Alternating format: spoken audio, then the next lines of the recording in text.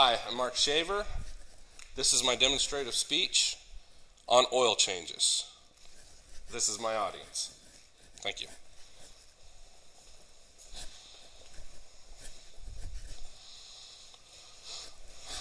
Frequent oil changes for your automobile is the most important and simplest and cheapest means of maintenance.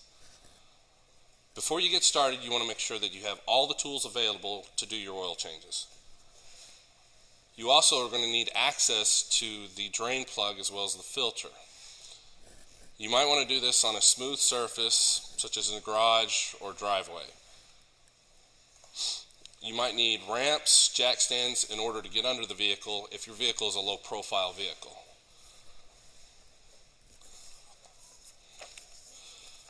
Some of the tools that you're going to need, you'll need a drain pan, some good rubber gloves, a breaker bar, wrench and socket, and a filter wrench.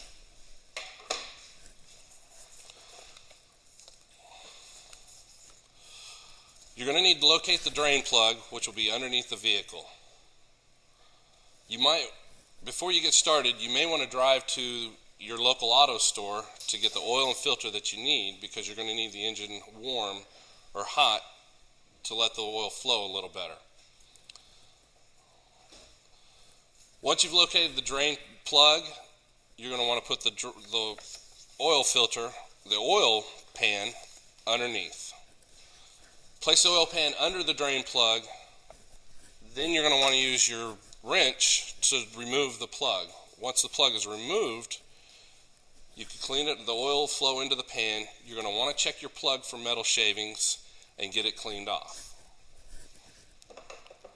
Once all the oil is done flowing from into the pan, you're going to want to reinstall the plug into it and tighten it. Sometimes it's too tight to get off. You might want to use the breaker bar for that. Once the plug is inside, you're going to want to remove your oil pan and place it under the filter.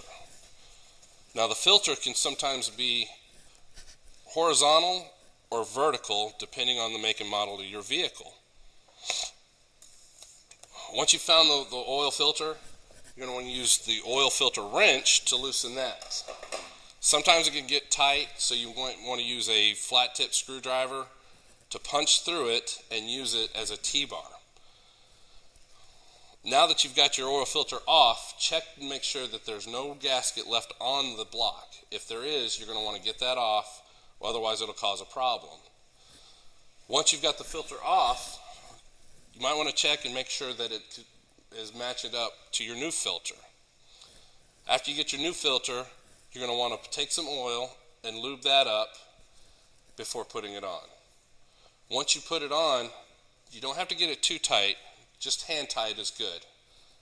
Otherwise, it could cause a problem, it could warp or damage the filter.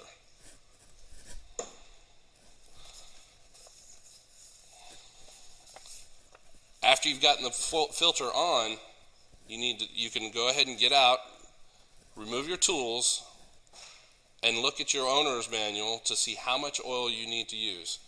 Some use 4 to 5 quarts, that some can use more.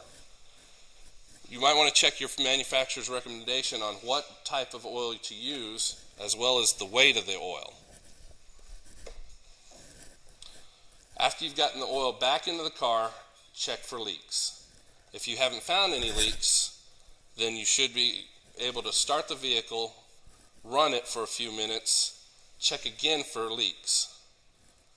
After you've finished changing the oil, you've cleaned up your tools, you don't want to dump your oil into the drain or into the sewer. You can go to your local auto zone or advanced auto, or even to your local bi-county convenience center to turn in the oil. They have drains there that you can dump it in. Another thing you might want is a maintenance manual. You can buy these at the store, or you can go online to quakerstate.com and they will have detailed instructions on how to change your oil. Thank you.